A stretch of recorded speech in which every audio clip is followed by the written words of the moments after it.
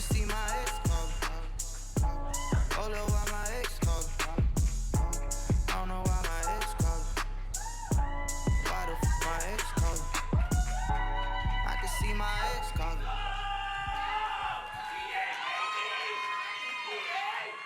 I don't know if the teleprompter is still working.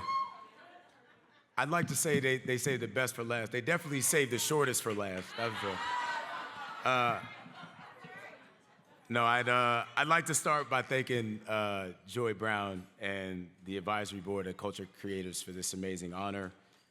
Truly a full circle moment for me to stand at this podium, having joined the organization as a 20-something-year-old back in 2016, running around New York City trying to break into the industry. Please know that sharing this acknowledgement with such an impressive group is not something I take for granted at all. As a kid growing up in Hampton, Virginia, I idolized... Crib.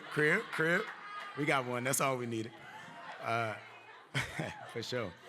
I idolized our hometown heroes, Allen Iverson, Missy Elliott, the Clips, to name a few. I was inspired and surrounded by black talent, and yet the images of their agents and managers were mainly white men. That quickly became part of why I chose to pursue a career in the field of talent representation, and helping to change that narrative remains a huge part of my why to this day. To that end, I'm only able to stand on this podium because of the pioneers who created a pathway for me and all other black and brown executives in this industry. My mentor, my big brother, my best friend, Carlos Fleming. Thank you. Sharon Chang, Charles King, Bill Duffy, Carmen Wilson, Joe Branch, many others who proved to the world that our value-creating culture is not just limited to the basketball court, to the football field, or to the tennis court, but that it's extremely essential in the boardroom as well. So huge shout out to those culture creators. But this isn't just about representation. For me, it's about ownership.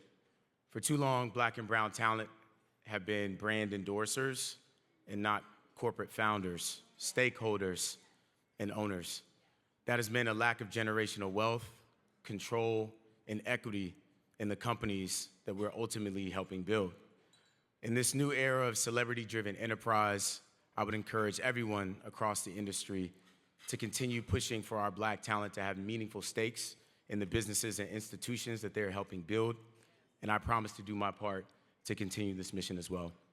In closing, I'd like to dedicate this award to my mother, Deborah Saunders White. She passed away almost 10 years ago to this day. She told me when I was 12 years old that I didn't have to be an athlete and that I could pursue a career as an agent. So this one is definitely for her. Thank you again, Joy and the Culture Creators. I appreciate it.